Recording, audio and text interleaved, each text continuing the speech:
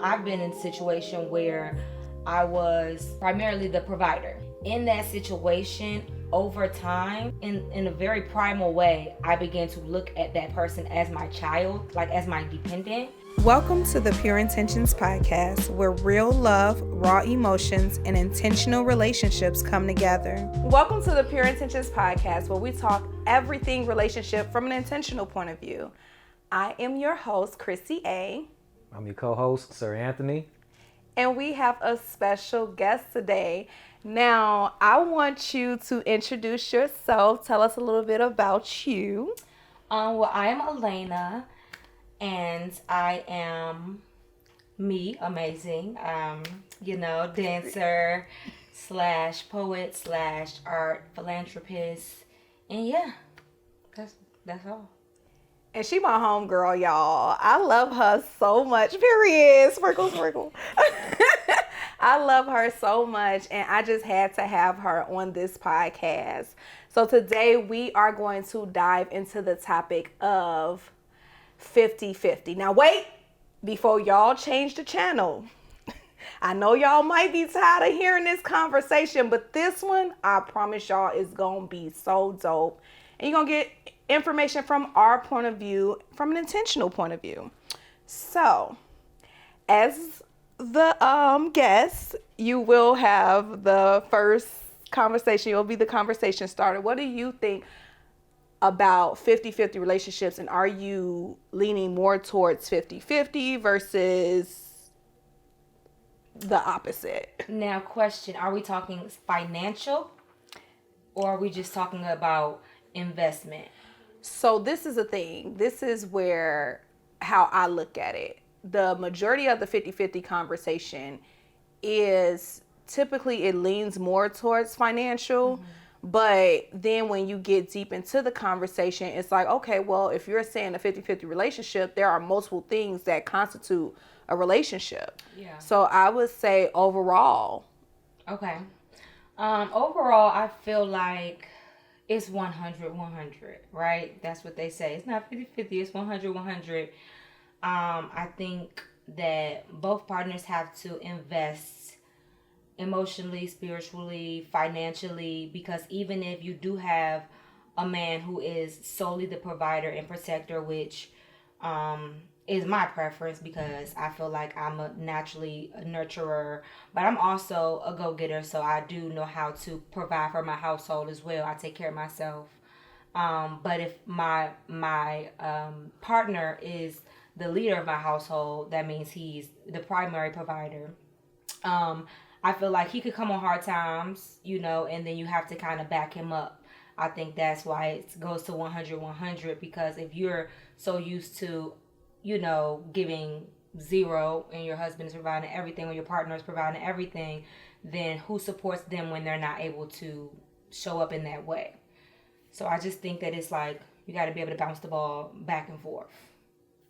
Okay. Yeah. Also, I'm a fan of the show. So I did hear the episode where you all were speaking slightly on this topic. Even if you are the primary leader, a good leader knows how to motivate the team. This is your strong point. This is your strong point. This is where you step in and empower the partner to kind of lead in that situation. So, yeah. Yeah. Do you want to give your take on? I mean, you know how I feel about it. And for those who didn't see that podcast, traditionally, the way I have been and grew up is I prefer to lead the house. I prefer to provide for the household. And there's been instances in the past relationships where the woman didn't have to work because I had it all. However, that was my strength. Her strength was taking care of the household, taking care of the kid, taking care of the finances and things like that. So if I had a decision on it, that's the way that I would go, and that's my household, which is cool, and that's the way it seems like society and social media leans toward. But not everybody is built like that, and so I don't have any qualms with anybody that does 50-50. Mm-hmm. And we always put it to the financial piece, but as a lot of people say, like if you're a stay-at-home, a housewife, that's a full-time job.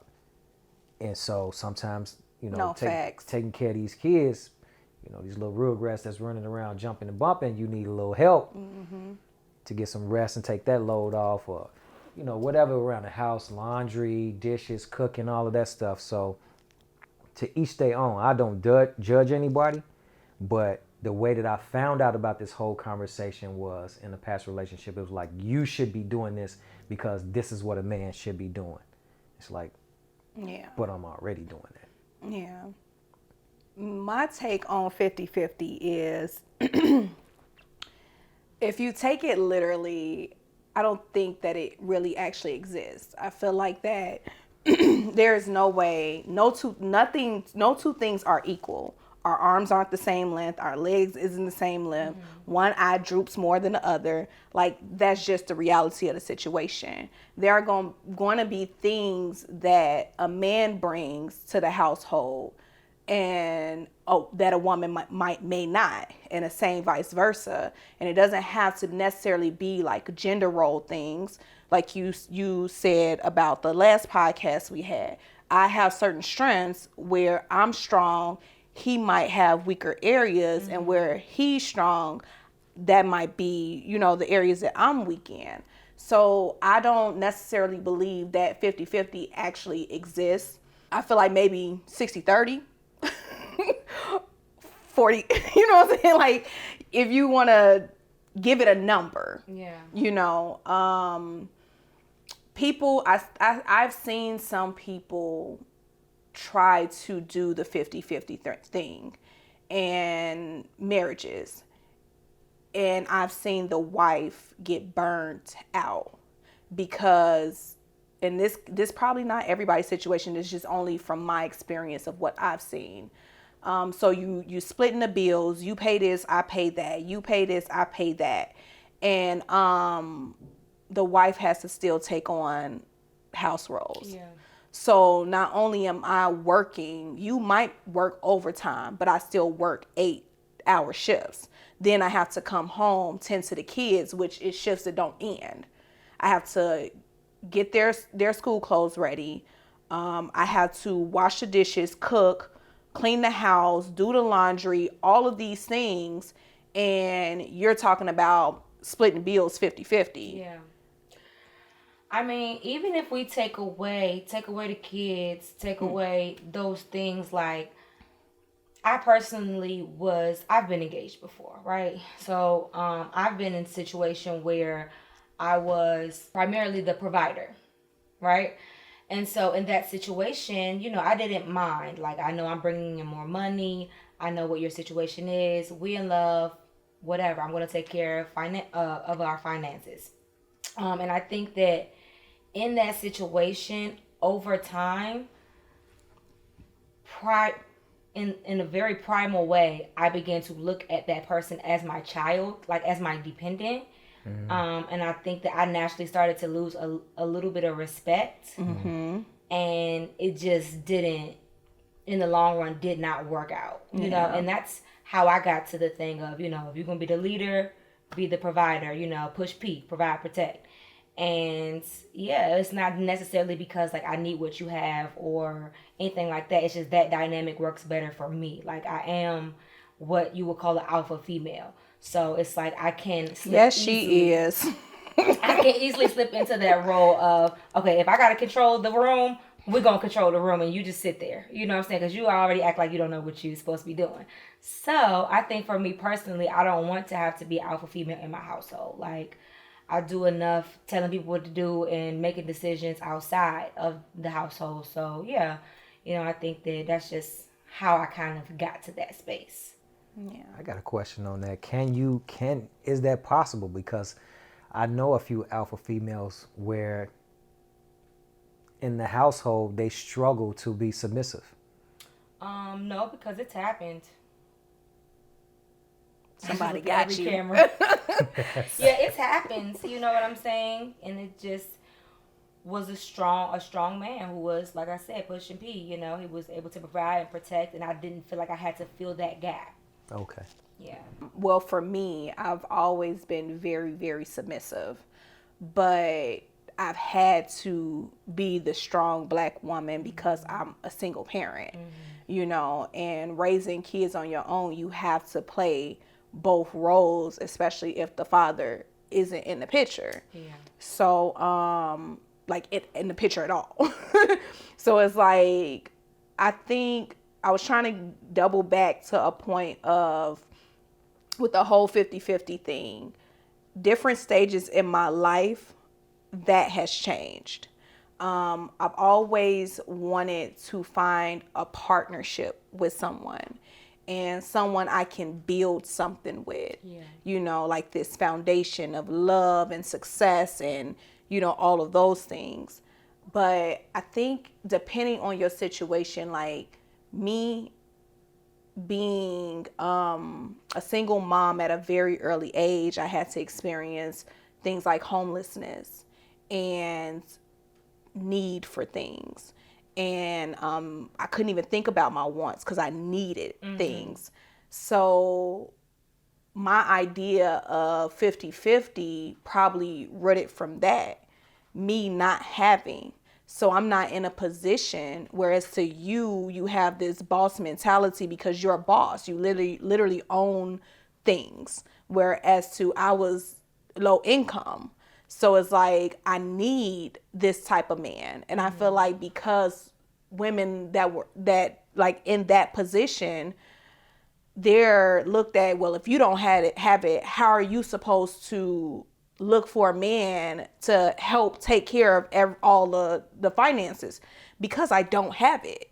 You know what I'm saying? Like, that's why. Because I need help. And this is my scream for help. Like, I need that security. I need that provider. I need somebody, because I feel unprotected. I feel like I'm the protector because I have to be, because I have these kids that look up to me and there's no one here for them and I need help.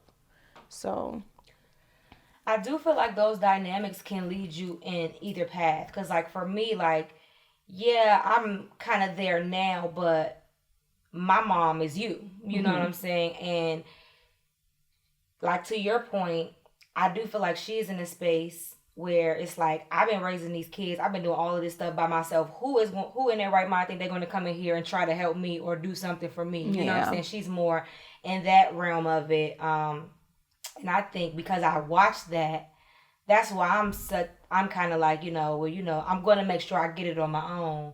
But if somebody want to come help me out, come on.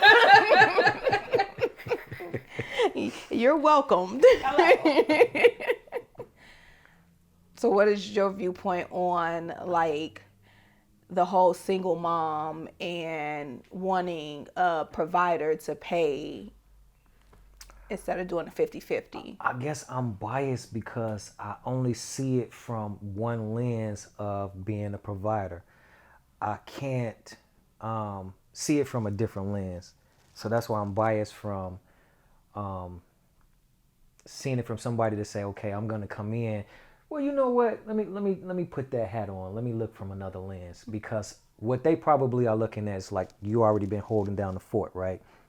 I'm coming in and all I'm doing is amending to that. So why should you relax what you were doing? That's probably their argument. And I'm coming in, if anything, my help should be a bonus. I just can't relate with that. It's like the way that I'm set up is I have to be able to provide for myself and my family. That's it. That's all.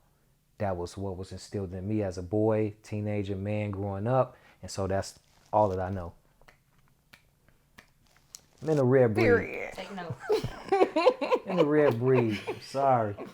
When you're a man that just solely provides, you could get drained from working. So how do you attack that, giving that energy to the woman that you're with after working all these hours, or, doing all the things that you do as a provider, and your battery gets low? How do you save enough battery and energy for the woman that you're with? You got to be honest on this show. Yes. I smoke weed. That's why you smoke, baby? Yes. Okay. Okay. Really? Partially. That's part of the reason. The other part is because I like to smoke weed. So you smoking helps you relax and not Okay. think about, because I'm always thinking about whatever, work, home, whatever, problem solving, and to kind of turn that switch off, that helps me relax all of that. Lele, can you give him advice on what else he can do other than smoke? Because one thing came to my head, and I want to see if, because he wants to relax and quiet the noise down of work and all of that. You guys know I'm the meditation advocate. Meditation. What Cole say? Meditate. Yeah, I mean, that's another tool. It's an option. It's an option out there. What do you feel about that? I don't have a problem with that. The other thing I used to do is the gym, but lately with the schedule that we have. This man gets up at 3 o'clock in the morning. I kid you not. 3 o'clock in the morning, he will be working all the way until he'll stop working. Like he'll work, your work hours normally end at like what, 5? Supposed to be. Supposed to. So he'll stop at 5. We'll probably be in the middle of watching a movie, and then he goes right back to the computer and start working. I'm like, babe, what are you doing? I just want to get this off my head real quick. I just want to figure this out. I love it, but it's like sometimes I think I feel bad. Like it kind of affects me emotionally sometimes, because it's like, damn, like he just keeps going and going and going, and I want to be able to help you with that so you don't have all of that weight of, so your battery don't get low. Let me ask So you a often. question. Is that work like, okay, I know I got to get this done, or are you passionate about what you're doing, so it's like, oh, shoot, let me do this. Oh, that's a good question. It's a mixture of a lot of things, because right now I'm running 2 companies, one the marketing company and then this company. So with this one, social media in the evenings has to be done. So it might be jump up, okay, 5 to 7, it's time to post something on social media. Whereas we probably edited the video early, but now it's time to post it. Because I used to love the tools that you can schedule, but they are not effective anymore. They are counterproductive. So to actually go in physically and do it, you get more engagement that way. So that's a part of it. On the marketing business, because I have clients literally around the world, so 8 a.m. to them is probably, if they're in London, 7 hours ahead, is different. And they may message, or RFP may come in, and then, okay, I have to jump on this because this could be a good juicy contract. So it's things like that. I probably could relax that after hour stuff, looking at it, and then so I don't have to do as much work the next day, I may schedule an email. So write it tonight and schedule it for the morning. So that's one less thing on my plate the next day. But that probably could be tackled the next day. I don't know if that's a man thing or if that's a business owner thing. Yeah, because you do it too. Yeah. A business owner thing. Yeah. And I have had situations like where it's like, why are you always doing this or that or whatever? And it can be hard on, a partner. But, I don't mind it. I think I don't mind it. Like, I feel like you need to spend more time with me. Like, that's not the energy, because I'm very well in my alone time. Like, I love my me time. It's just that I just don't want you, like today, your battery was so low today, and you typically do this, do that, do everything, and I still see the smile on your face. I didn't see that today. So it was like, damn, like he's really drained. He's drained today. And it's hard being a person. And I guess this is why I say like it changes the whole 50-50 conversation, because 50-50 could be emotionally too. Like it could be every aspect of a relationship. And I feel like my thought process when it was just me, I'm like, I need a man that provides every single thing. I need a provider. I need this because I'm tired, and now being in a relationship with you, someone who actually provides, it's like, I want to help him. Like I'm at this point where it's like, I need to help him. I need to help him do the things that he's doing. And I know, you're the man, you're the provider, so you have this, I got it, but I want to have it with you so you don't have to have it so much. So, yeah. Yeah. I feel like that's natural for women too. It's like we wanna be your secretary, you know what I'm saying? Yeah. Like take a little bit of the load. But I don't want to be the Mary J. Blige secretary. Because I was your lover in your sec. I don't want to be her. We've started this segment a couple of, I think, podcasts ago where we made a post saying that we wanted people to send in letters for advice. Okay. So we just got a letter. We just got a letter. We just got a letter. Wonder who it's from. I love you. So I'm gonna read the letter, and we're gonna give this individual some advice. Wow, that was a long letter. Yeah, you gotta listen, girl. Okay.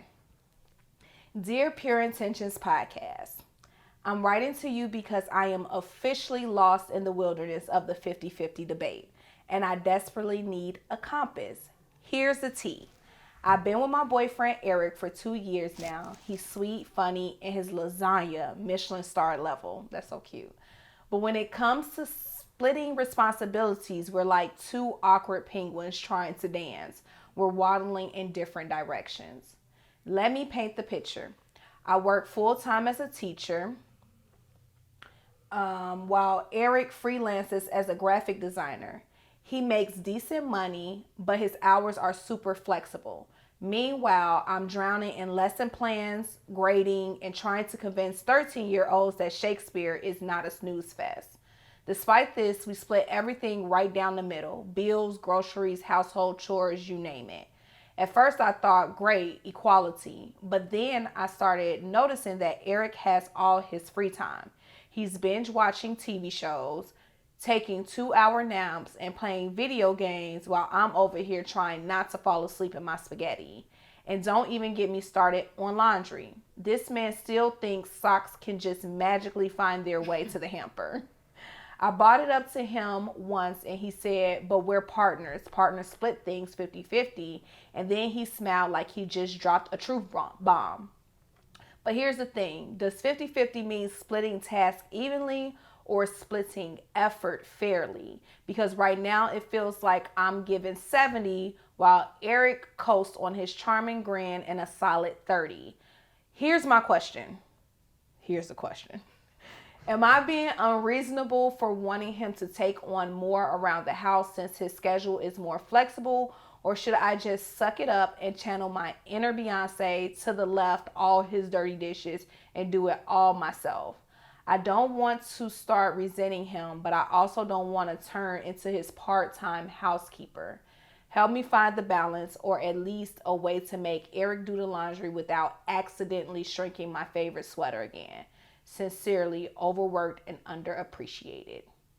P.S. If you suggest just communicate, I already tried that. He thinks me huffing while folding his boxers count as communication, and it doesn't. So to sum it up, they decided to do a 50-50 partnership, and she works more than him because his schedule is flexible, and they do share household chores down the middle, but she finds herself more drained because her schedule is more demanding than his. So it's like she don't feel like she's really getting 50-50, which is back to my point. I don't think 50-50 exists. So she wants to be able to figure out how does she resolve this situation. Let them jaws pile up. He's a man. He's just gonna flip them inside out and win the other way. Now you got 2 more weeks up out of that. That sounds Y'all do that? That's crazy. Little boys do that. Like young. You used to do that. No, I ain't. You do used to do that. Be real. We being real with our listeners. Plead the fifth on Little that. boys do that. Little boys do that. You just flip them joints inside out. You know. Got 2 days, 3 days, a week, 2 weeks? Them same drawers, you wear them twice. Now, I know she said the communication isn't working, but I always advocate for communication. And it's probably not working because you're probably a little lenient on the communication. You're probably giving him too much of a leeway and an option to say no. I would say not ask it as a question. Explain to him that you are really, really drained. Explain to him why you're really, really drained. And tell him that because he does have extra time, that he can take on some more of the chores. Like, I think that in partnerships, if like I was speaking about us, when you're feeling a way, I feel that. And I don't want you to feel the drained way that you feel all the time. So my immediate response is to, how can I fix this? Mm-hmm. Same thing with my friends. I'm the same way with my friends. If you're telling me, we just had this conversation. If you're telling me something is going wrong, my immediate response is, how can I help her fix this? Mm-hmm. You know, like when you love somebody and you care about somebody, you don't want to see their battery at zero. So communication is to me, always the key, just how you communicate. Don't give him, an open-ended question. Don't make it a question. Probably make it put your foot down, girl. Make it more of a demand. No, I can't do this. This is too much for me. And you watching Love and Hip Hop, and that's supposed to be me. What's going on? So behind 2 episodes. Right. Yeah, I mean, this whole situation sounds like a family member that I know they split finances 50-50. They both literally have the same job. They bring in similar income, and she does all of the house stuff. And, you know, of course, he probably does some things around the house, but it's just not necessarily equal. And, like, she even says, you know, I'll ask, like, mowing the lawn, taking out the trash. Like, those are just things that I don't think she does that too. I should be doing with a man in my house. But she'll be like, yeah, no, ask him to mow the lawn. And even if he says, like, I'll get to it, he won't get to it. He will get to it eventually when he opens the door and the lawn is to his nose. You know what I'm saying? Like, well, when he asks for sex, I'll tell him I'll give it to him. But when I get to it, we gonna find what you love, and we gonna take that away. You gotta punish them like you punish your kids. Really? Yes, you do. You gotta find what they love, take it away. Take his PS5. Yep. That's crazy. I done broke a PlayStation before. Take them draws. That was in my younger years. You say what? Put the chastity belt on. I was about to say, I don't want his drawers if he turned them inside out. That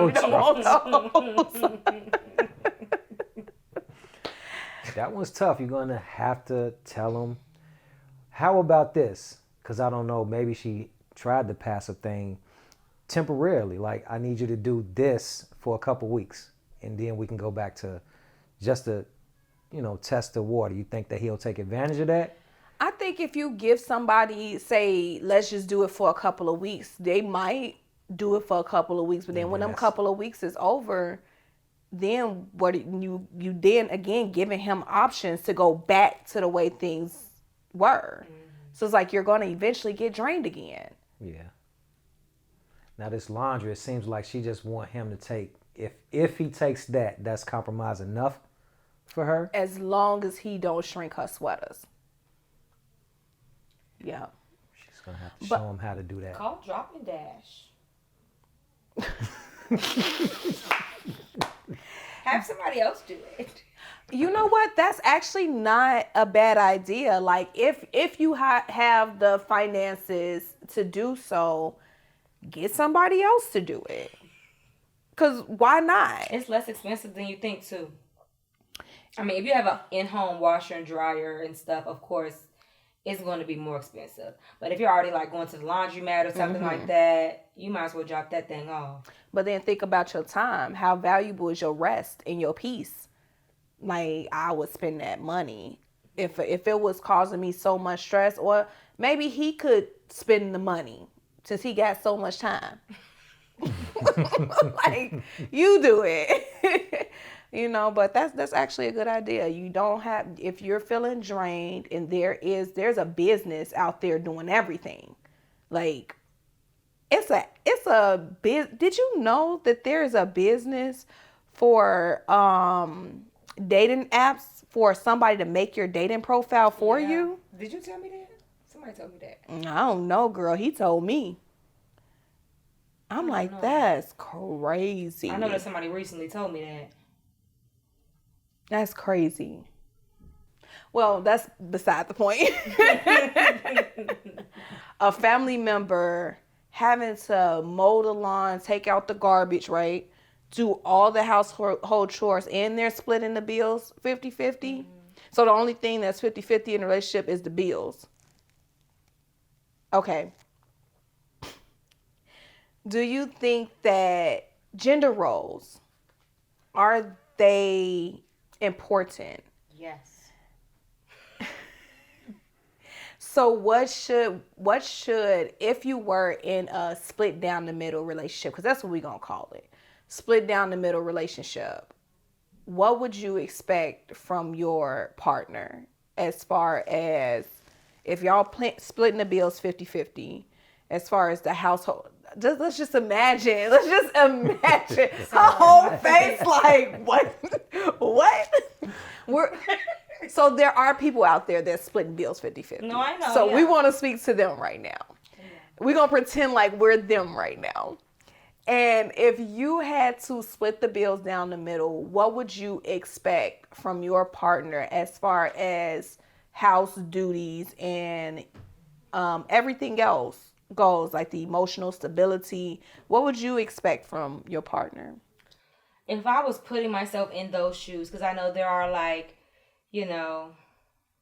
50-50 couples, people who maybe can't afford to, aren't in a place where one person can take on the things, super feminists who feel like, don't open the door for me, don't take care of me, I can do it myself. Crazy talk. I would probably just lean towards the strengths. You know what I'm saying? You're a good cook. I don't mind cleaning up, You're really good with the kids.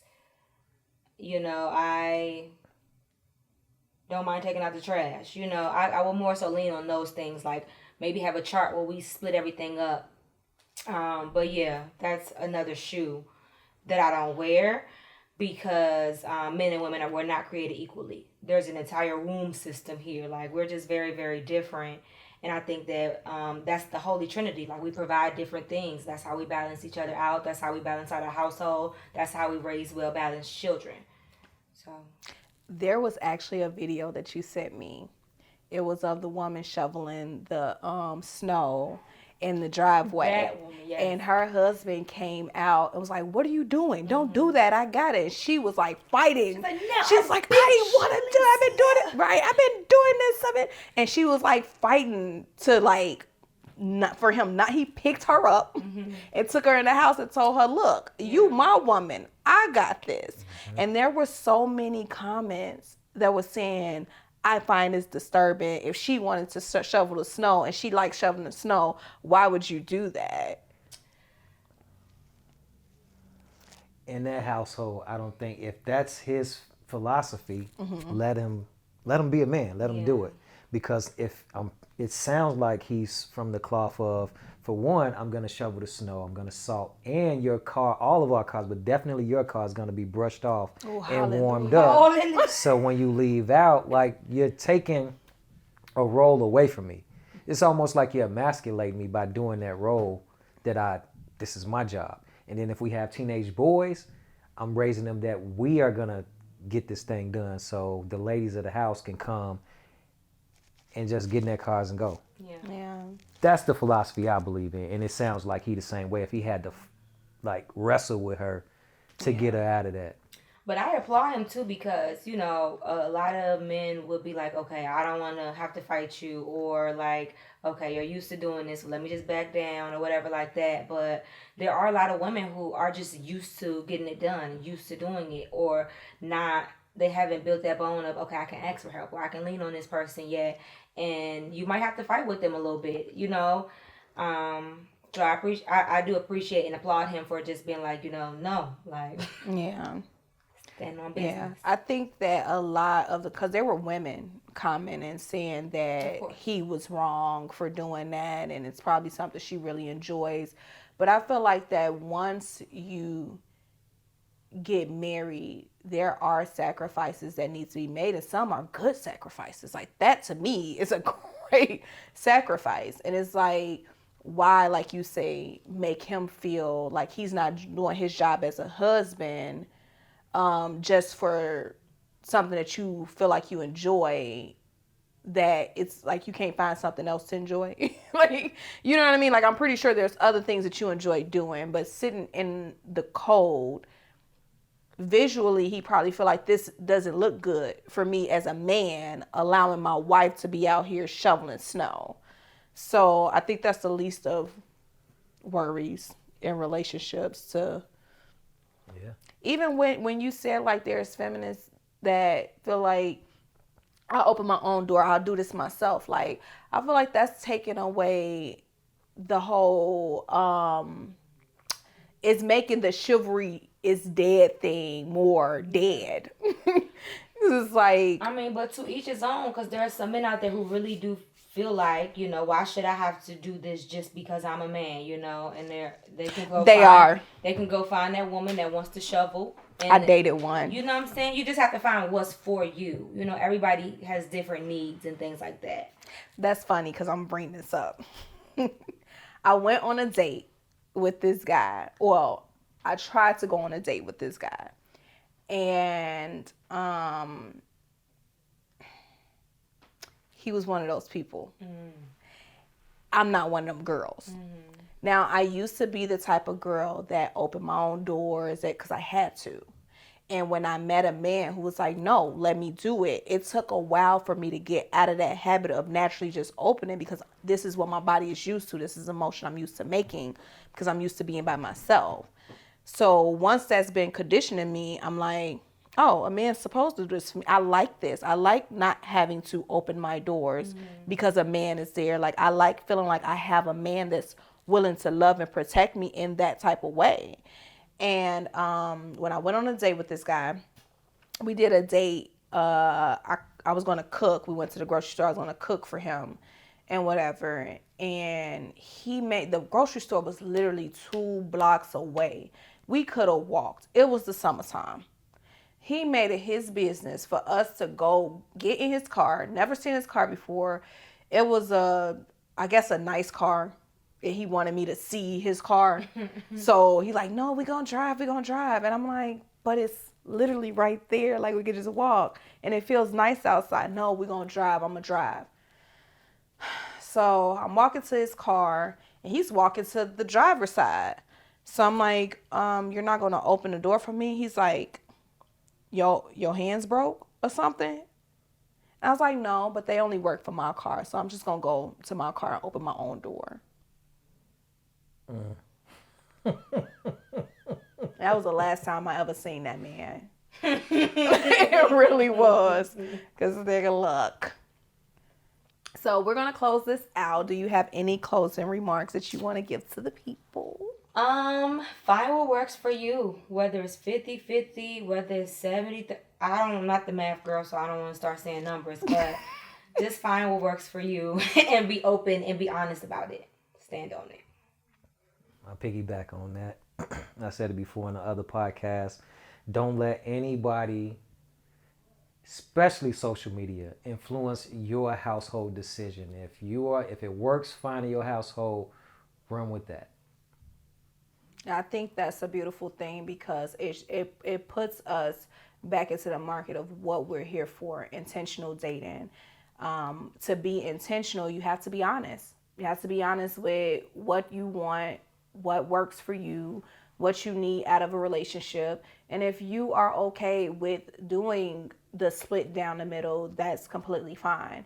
If you're not, then stand to that. Like, stand to what you believe in and don't change it for anything or anybody. And if it so happens to change because you want it to change, that's okay. But if that's what you want, get what you want, girl and boy. Y'all deserve it. Period.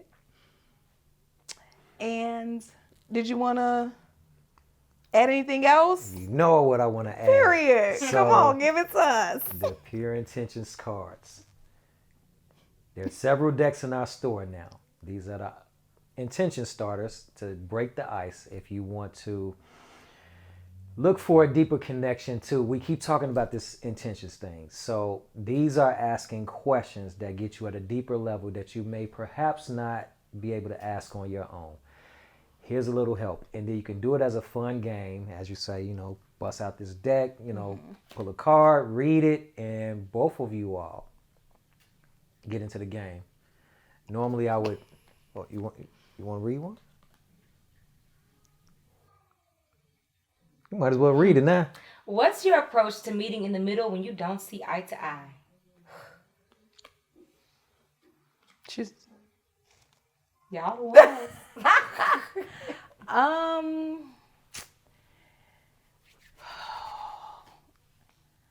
Communication. I know we beat the hell out of that word, but it is so important in relationships.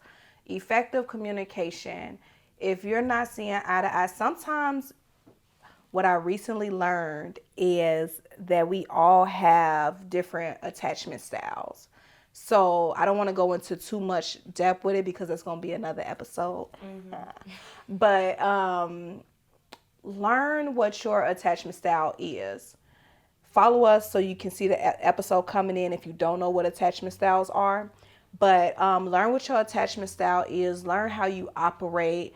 Learn what your communication style is, because that was a previous episode that we had as well. So learn your communication style.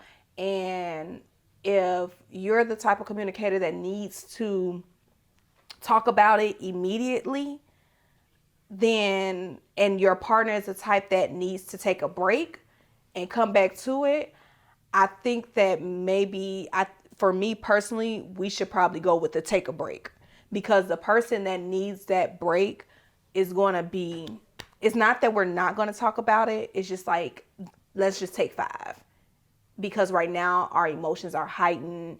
Everything right now is crazy for me and I can't process this. All I'm seeing is red. And if you give me something, we need to talk, you pressure me in that talking, it's not going to be a good conversation. So if we're not seeing eye to eye, take 5, come to an understanding of a good position where your energies are aligned, or even pray before the conversation. Even if you're not like, you know, all up into the God, if you into the universe, pray to the universe. Pray to karma. I don't know who you would pray to if it ain't God, but whoever it is, just pray about it, meditate on it, and then come back and have that conversation. That's my advice. You took what I was going to say, because I learned the hard way with you. You need to take 5. So we need to take that break and come back and reconvene. However, that was a great question that came from the Pure Intentions cards. You can get them at pureintentions314.com.